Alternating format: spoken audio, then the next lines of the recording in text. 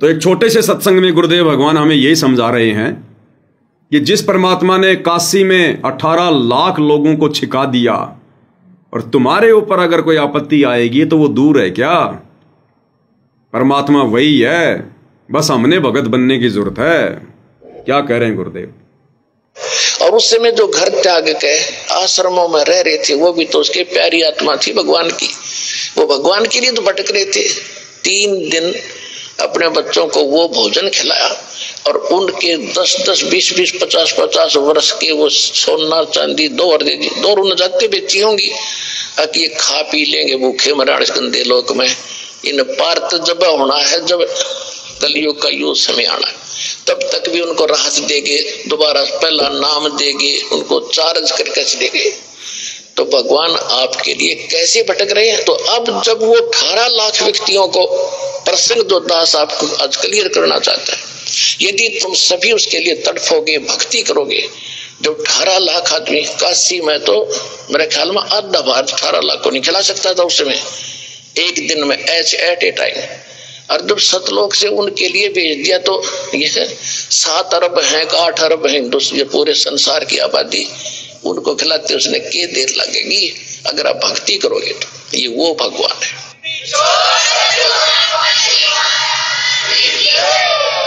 तो परमात्मा ने लिखा कि एक बार फिर सतयुग जैसा माहौल होगा यहाँ पर, जैसे सतयुग में सुख होता था। तो वो आएगा कहां से? आपकी भक्ति के कारण आपको भगवान सतलोक से भेजेगा। इस गंदे लोक का नहीं देगा मैं भगवान, ये तो भिखारी का लोक है। भगवान अपने भक्तों को अपने कर्जदार का खिलाएगा क्या? इस काल का खिलाएगा क्या? जिस काल ने 21 ब्रह्मांड की संपत्ति और हमारे बाप से, हमारे गुरुजी से और भीख मांग रखी है, ये तप कर रखा है। तो अपने भक्तों के लिए भगवान सतलोक से व्यवस्था करेगा। आता हुआ यहीं से दिखाई देगा, सिस्टम से देगा परमात्मा। ब्रह्मा विष्णु महेश के माध्यम से परमात्मा यहां का मैनेजमेंट चलाएगा, लेकिन वो ब्रह्मा विष्णु महेश नहीं देंगे हमें, वो सतलोक से आएगा, परमात्मा देगा उनके माध्यम से। तो स्पेशल व्यवस्था कर देगा गुरुदेव भगवान आप और हमारे लिए, स्पेशल व्यवस्था, यदि हम उनके अनुसार चलेंगे तो।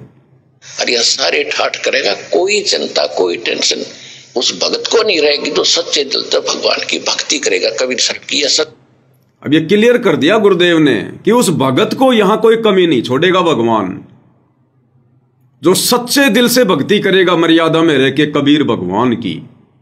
कौन से कबीर भगवान की? सतगुरु रामपाल जी कबीर भगवान की।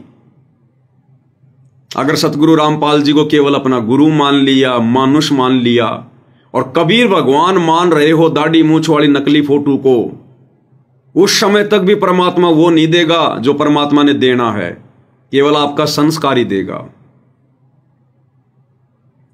अगर भाग्य से ज्यादा लेना है, गुरुदेव भगवान से लेना है, तो परमेश्वर उसी समय देगा जब हम पूर्णतया इस ज्ञान से और अपने भगवान से परिचित हो जाएंगे कि एक सादे सब सदै, सब सादे सब जाए, और माली सींचे मूल को फले फूले अघाए। जब तक हमारी आस्था 2 में रहेगी, गुरु जी को गुरु मान रहे हैं और दाढ़ी मूंछ वाली कबीर की नकली फोटो को भगवान मान रहे हैं, तो फिर ये पतिव्रता पद की भक्ति नहीं है। और जब तक हम दोगला आचरण करेंगे, ड्यूअल मोड में रहेंगे, परमात्मा अपनी पूरी दया नहीं बख्शेगा, पूरी रजा नहीं बख्शेगा। तो जिस दिन हमें कन्फर्म हो जाएगा कि हमारे गुरु जी के अलावा दूसरा कोई भगवान नहीं, कोई कबीर नहीं, और जैसा कि हम पहले दाढ़ी मूंछ वाले कबीर जी को कबीर जी समझकर जून में उसका प्रकट दिवस मनाते थे, दरबार में फोटो रखते थे, गले में लॉकेट में रखते थे, जब ये सब कुछ बंद कर देंगे और केवल 8 सितंबर को ओरिजिनल कबीर सतगुरु रामपाल जी का सतगुरु प्रकट दिवस ही मनाएंगे और मर्यादा में रहेंगे, फिर देखना ये परमात्मा ठाटम ठाट कर देगा, ठाटम ठाट।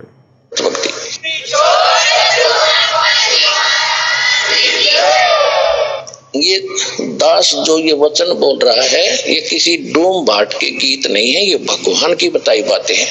और अभी आपको इतना लाभ नहीं मिल रहा है, इसका कारण ये है कि अभी आप इतने दृढ़ नहीं हुए हो और इतनी भक्ति नहीं कर पाते हो जितनी मालिक चाहते हैं। क्योंकि क्या कह रहे हैं गुरुदेव? अभी पूर्णतया आपको पूरी राहत ना मिलने का मुख्य कारण क्या है?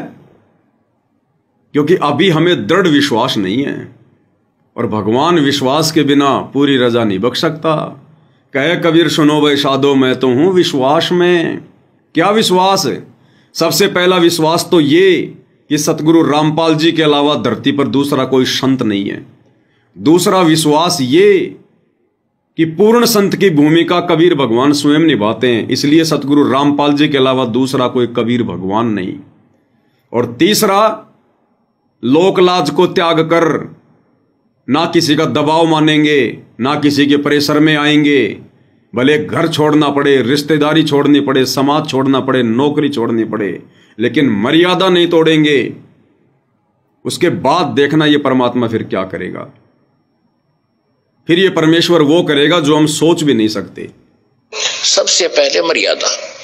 आप यहां से जाते हो, गांव में, घर में कोई ना कोई समस्या ऐसी काल पैदा करवा देता है, आपका नाम खंड हो जाता है। और परमात्मा कहते हैं, अनंत कोट बाजी तहा मन रचे सकल ब्रह्मंड, गरीब दास मैं क्या करूं यो काल करे जीव खंड। परमात्मा गरीबदास महाराज जी को, उस प्यारी आत्मा को बता रहे हैं, गरीबदास जी को बता रहे हैं कि मैं इतना समर्थ हूं, मैंने सारे ब्रह्मांड रच रखे। अनंत कोट बाजी तहा मन रचे सकल ब्रह्मांड, और गरीब दास मैं के करूं यो काल करे जीव खंड। कि ये काल मेरे से इनको तोड़ लेता है, इनका नाम खंडित करा देता है। यदि ये नाम पर डटे रहे तो न सारे सुख दो न मोक्ष दो, तो अंत में भगवान भी दुखी हो जाता है कि मैं क्या करूं, ये खंडित करवा देता है कोई न कोई बकवास करवा के, फिर मैं नहीं कर सकता, इनको कोई लाभ नहीं दे पाता, जिस कारण इनको अविश्वास हो जाता है। फिर ये मुझसे दूर चले जाते हैं, और फिर तो सदा दुखी रहना ही रहना है इनको, मेरे से दूर होकर के फिर सुख कैसा। तो पुण्यात्माओं, सबसे बड़ा काल ने अब ये जाल फैला रखा है कि आपका नाम खंडित करा देता है। फिर आप पर आपत्ति आनी है, इससे नाम भी ले रखा है, फिर अविश्वास हो जाता है, वहां भी गया था, मुझे कोई लाभ नहीं मिला, चलो कहीं और धक्के खा ले। तो फिर तो धक्के यहाँ से जाने के बाद, लेकिन इस ज्ञान के बाद आपको ऐसा विश्वास हो जाएगा जैसे काग जहाज का, फिर सूझ जाए और न ठोर। तो दास आपको पहले ज्ञान कराता है, फिर आपको नाम देता है, और फिर आपको समाधान भी देता है भगवान, फिर आपका मोक्ष ऐसे होगा।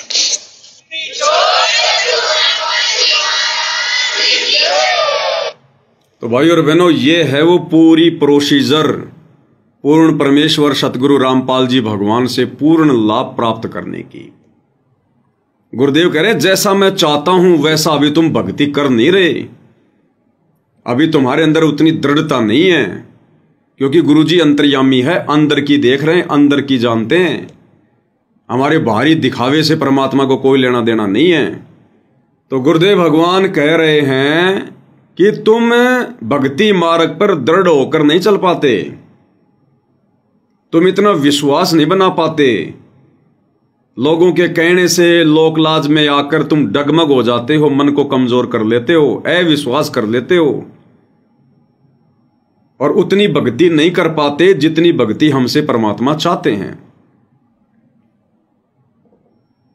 और जिस दिन हम अपने गुरुदेव भगवान के उस सांचे में ढल जाएंगे, फिर देखना परमात्मा क्या नहीं करेगा। अरे यही तो है वो कबीर भगवान जिसने राजाओं को राज दे रखा है, ब्रह्मा विष्णु महेश को वो पदवियां दे रखी हैं, 33 करोड़ को देव पद दे रखा है, और ये दुनिया भर के छोटे मोटे ये व्यापारी, ये बिजनेसमैन, ये सब इसी भगवान के भिखारी हैं, सतगुरु रामपाल जी के। दुनिया जिसको सांवड़सा सेठ कहती है, जिसके मंदिर बना रखे हैं, यही है वो सांवड़सा सेठ जिन्होंने नरसिंह जी की 56 करोड़ की संपत्ति को भंडारे में लगवाकर, और जब समय आया तो परमात्मा ने बारिश करवा दी, बारिश। यही है वो परमात्मा। बस विश्वास ये गुरुदेव भगवान के ऊपर, और मर्यादा। और क्या कहा गुरुदेव ने कि तुम उतनी भक्ति नहीं कर पा रहे जितनी ये दास चाहता है। और भाई और बहनों, वर्तमान 2025 तक भी 90% संगत उतनी भक्ति नहीं कर रही है, नहीं कर पा रही है, ना मर्यादाओं में रह पा रही है जितना गुरुदेव भगवान चाहते हैं। एक सत्संग में गुरुदेव भगवान ने बिल्कुल क्लियर किया है कि कैसे हमारा मोक्ष होगा, हमने कितना संसार से उल्टा हटना पड़ेगा, कितना भक्ति की तरफ हमने ज्यादा ध्यान लगाना पड़ेगा। उसके बाद आपको बताएंगे फिर वर्तमान में संगत क्या कर रही है। तो इस सत्संग में गुरुदेव भगवान बिल्कुल क्लियर कर रहे हैं, अगर मुक्ति प्राप्त करनी है तो गुरुदेव ने बताया 80% समय भक्ति में। अब लगा लो हिसाब, 24 घंटे का 80% कितना होता है, यानी 6 घंटे रात्रि विश्राम के छोड़ दो, बाकी 16 घंटे हमने परमात्मा की भक्ति में। नाम उठत नाम बैठत नाम सोवत जागवे, नाम खाते नाम पीते नाम शेती लागवे। मतलब संसार की फालतू की बातों के लिए, फालतू की बकवादों के लिए, रिश्तेदारियों में जाकर ड्रामेबाजी करने के लिए, घूमने फिरने के लिए, पिकनिक के लिए हमारे पास में समय नहीं होना चाहिए। 80% समय गुरुदेव की भक्ति में। नित्य नियम के टाइम पर नित्य नियम करें, मंत्र हमारा चलता रहना चाहिए। कोई सेवा है तो परमात्मा की सेवा करते रहें, अपना सुमरण भी करते रहें, मालिक को याद करते रहें। रोजी रोटी के धंधे पे भी फालतू के लोगों से फालतू की बकवाद ना करके, उल्टी सीधी गल्ला सल्ला ना करके, बकवाद ना करके गुरु जी की ही चर्चा करें, या फिर सत्संग सुनते रहें या सुमरण करते रहें। 80% समय हमने गुरुदेव की भक्ति में, और जब इतना समय हम गुरुदेव के प्रति उनके चरणों में समर्पित कर देंगे तो काल की फालतू की बकवास के लिए समय कहां रह गया। और गुरुदेव ने बताया 20% तो रोजी रोटी के लिए भी धंधा करना पड़ेगा, लेकिन उस धंधे में भी हमने भगवान को ध्यान में रखना पड़ेगा। कबीर धंधा करता रहे बिन धंधे धन्ना हो, और वो नर भूले भूल में जो धंधे द्यावत ना। वो धंधा करते करते भी हमने भगवान को याद रखना है, गुरु जी को याद रखना, अपनी भक्ति करते रहना है। तब जाकर भाई और बहनों हम मुक्ति के अधिकारी बनेंगे।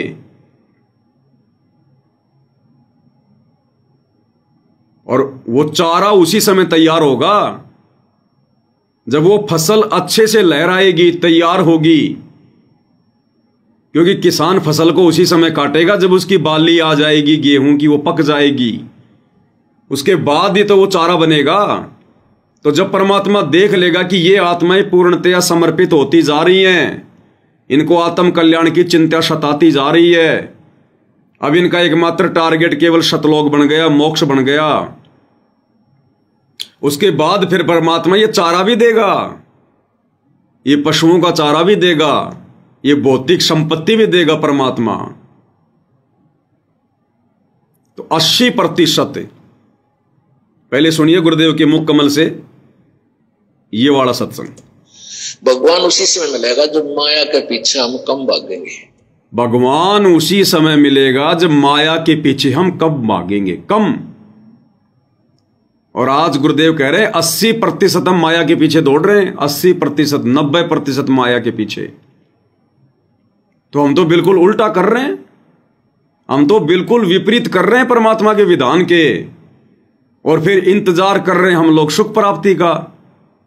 एक वाणी में परमात्मा ने कहा कि ऐरण की चोरी करे। ऐरण होता है ना लोहार का, वो जो जमीन में जो गड्ढा होता है, वो 5-10 किलो का लोहा, उसको कहते हैं अहरण।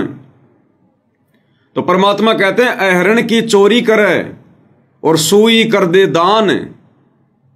और छत पर चढ़ के देख रहा है गुरुजी आए नहीं लेके विमान, कि चोरी तो कर रहा तू अहरण की और दान कर रहा एक सुई का, और घर की छत पे चढ़ के देख रहा कि गुरुजी विमान लेके नहीं आए। कहां से लेके आएंगे भाई? उनके विधान के विपरीत काम हो रहा है।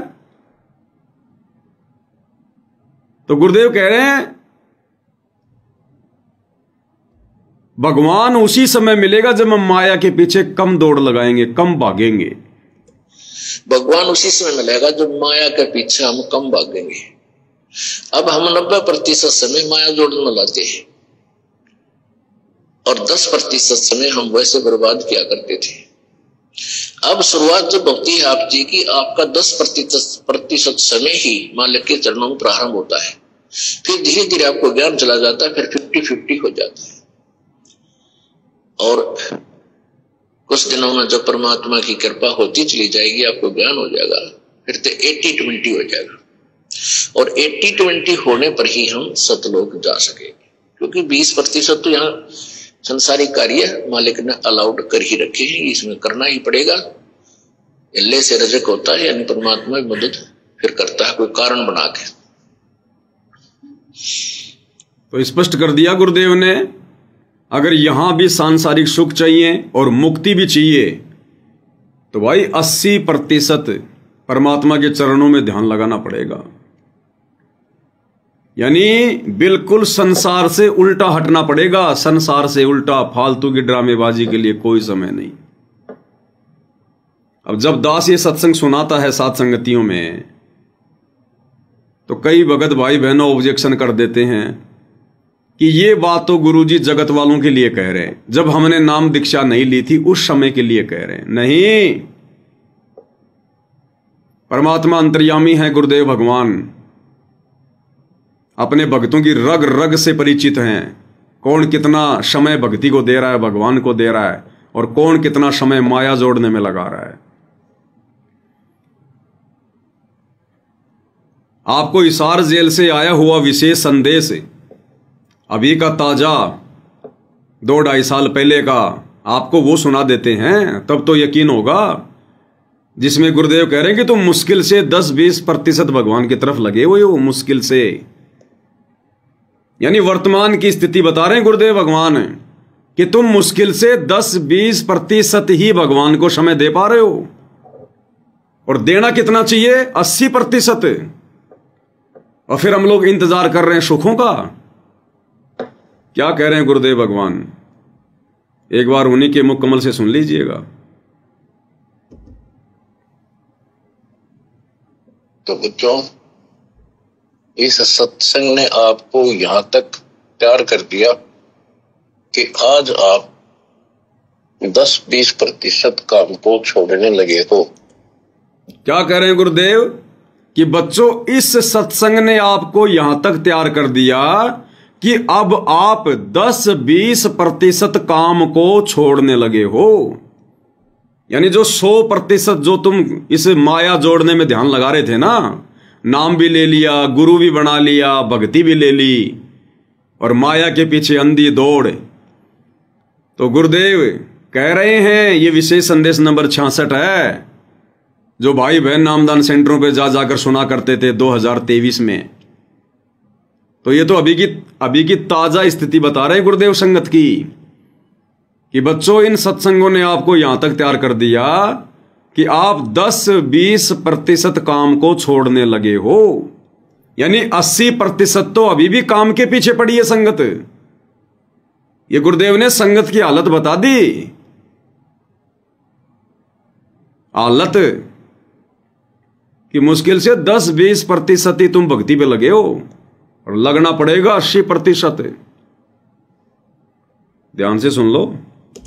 तो बच्चों, इस सत्संग ने आपको यहां तक तैयार कर दिया कि आज आप 10-20% काम को छोड़ने लगे हो, कि आज आप 10-20% काम को छोड़ने लगे हो, कि आज आप 10-20% काम को छोड़ने लगे हो।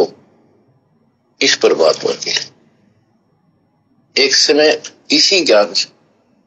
अब क्या कह रहे हैं, एक समय आएगा, यानी अभी वो समय आया नहीं, अभी संगत ने उस समय को पहचाना नहीं।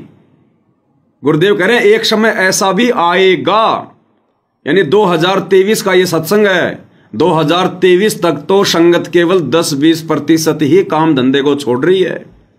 80% तो काम धंधे में माया जोड़ने में लगी हुई है। अब गुरुदेव कह रहे एक समय ऐसा आएगा, लेकिन आएगा किसका? जबरदस्ती थोड़ी आएगा। हमने ही आगे कदम बढ़ाने पड़ेंगे। इस ज्ञान को आधार बनाकर धीरे धीरे संसार से पीछे हटना पड़ेगा, परंपराओं से पीछे हटना पड़ेगा। फालतू की यारी दोस्ती रिश्तेदारी में जो खर्चा किया करते थे उन परंपराओं का वहन करने में, उनसे हटना पड़ेगा। इस ज्ञान को आधार बनाकर आत्म कल्याण के प्रति चिंता बनानी पड़ेगी। तो गुरुदेव कह रहे हैं कि अभी केवल 10-20% ही हटे हो, लेकिन वो समय आएगा। छोड़ने लगे हो इस परमात्मा के एक समय इसी ज्ञान से, और ऐसे सुख देगा, ऐसी राहत देगा, आप सोचते रह जाओगे कि मैं सारा दिन भटक लेता, जब यू काम नहीं होना था जो मालिक ने मिनट में कर दी। तो ये सारी व्यवस्था दाता आपको भक्ति कराने के लिए, विश्वास पैदा करने के लिए करेगा। इसलिए सत्संग सुनते रहा करो। इसलिए सत्संग सुनते रहो, ज्ञान को आधार बनाओ। अब ज्ञान से तो पता चलेगी ये बातें, सत्संग से तो पता चलेंगी ये बातें कि गुरुजी क्या चाहते हैं, गुरुजी हमसे किस कदर भक्ति करवाना चाहते हैं, कितना समय भक्ति में, कितना समय रोजी रोटी के लिए। तो सत्संग सुनेंगे तभी तो पता चलेगा। चिंतन मनन करेंगे, मंथन करेंगे, और वो 90% संगत कर नहीं रही है। क्योंकि ये विशेष संदेश जिनके ऊपर परमात्मा ने वीडियो बनवाए, आगे भी बनते रहेंगे। केवल सत्सेवक भाई बहनी इन वीडियो के ऊपर चिंतन मनन कर रहे हैं, निष्कर्ष निकाल रहे हैं, एक दूसरे भाई बहनों को समझा रहे हैं कि गुरुदेव ने इस सत्संग में क्या संकेत किया है, क्या इशारा किया है। तो इन संकेतों पर, इन सत्संगों पर भी केवल सत्सेवक भाई बहन ही अमल कर रहे हैं और चल रहे हैं। बाकी गुरुदेव ने संगत की हालत बता दी है कि इतना संघर्ष करने के बाद, इतनी मेहनत करने के बाद 30 साल हो गए गुरुदेव को। अरे गुरुदेव भगवान का तो 100 का 100% समय केवल आप और हमें ज्ञान समझाने में, और हम नीच आत्माओं का मुश्किल से 10, 15, 20% समय भक्ति में। जबकि हमने तो गुरुदेव भगवान से भी ज्यादा दौड़ लगा देनी चाहिए, क्योंकि आत्म कल्याण आप और हमने करवाना है, गुरुजी ने नहीं करवाना अपना। वे तो मुक्त हैं, मुक्त। 84 लाख योनियों से आप और हमने बाहर निकलना है। गुरुदेव भगवान ने तो बनाई है 84 लाख योनियां।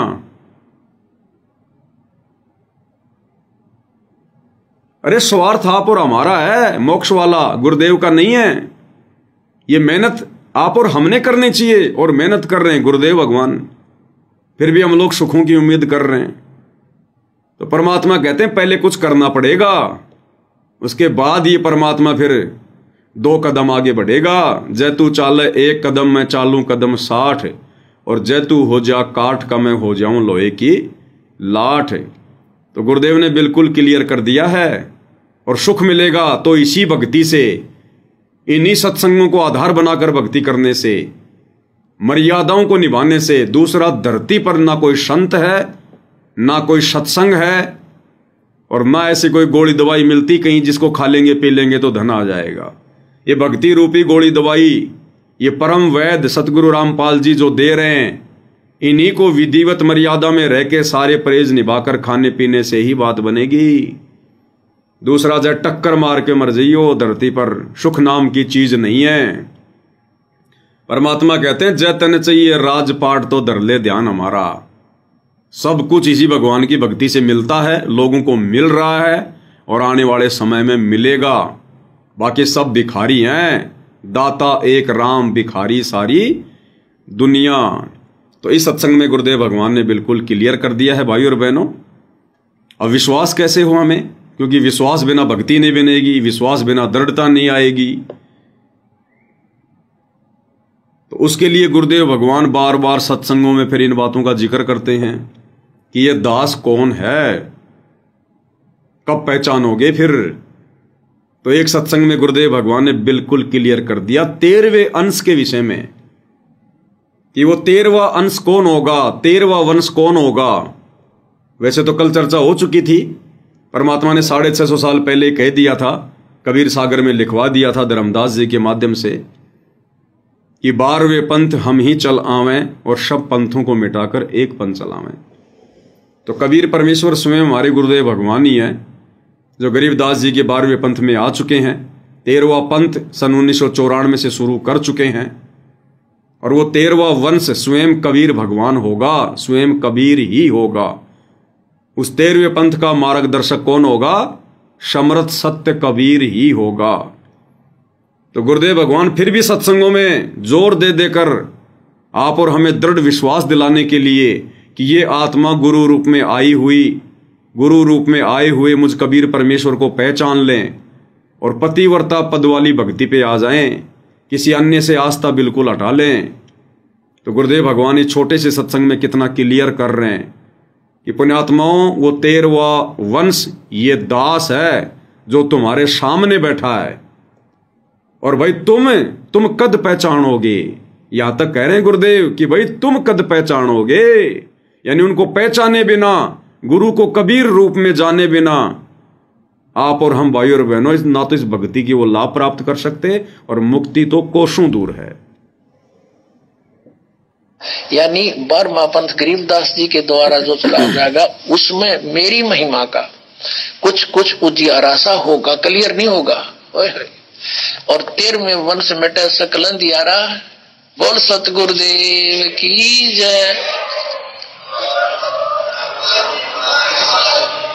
अब सुनियो, ये 13वां वंश ये दास है जो आपके सामने बैठा है। भाई बच्चों, आप कद पहचानोगे। क्लियर कर दिया गुरुदेव ने कि 13वां वंश ये दास है बच्चों जो तुम्हारे सामने बैठा है।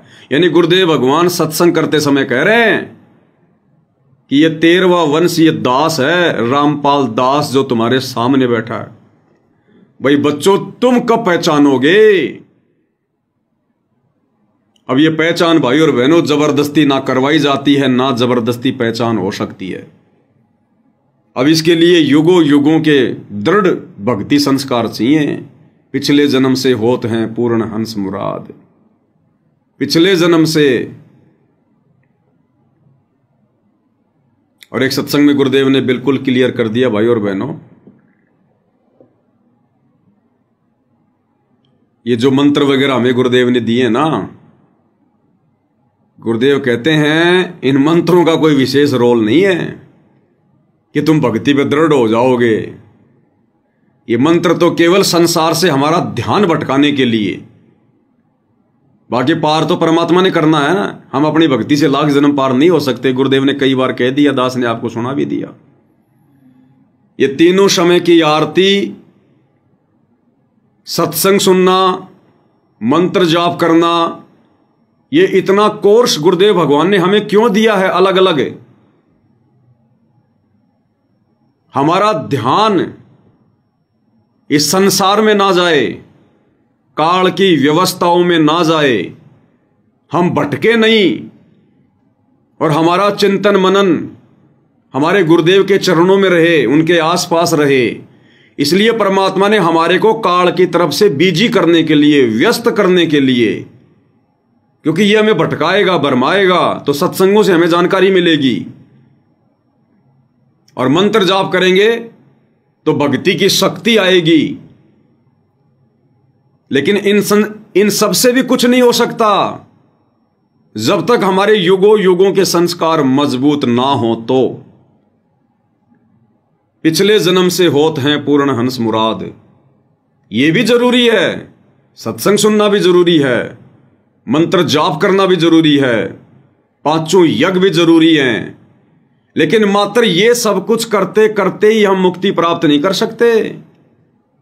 इन बातां के पाइए कर सतगुरु नजर निहाल, राजी कर सतगुरु रूठे नू।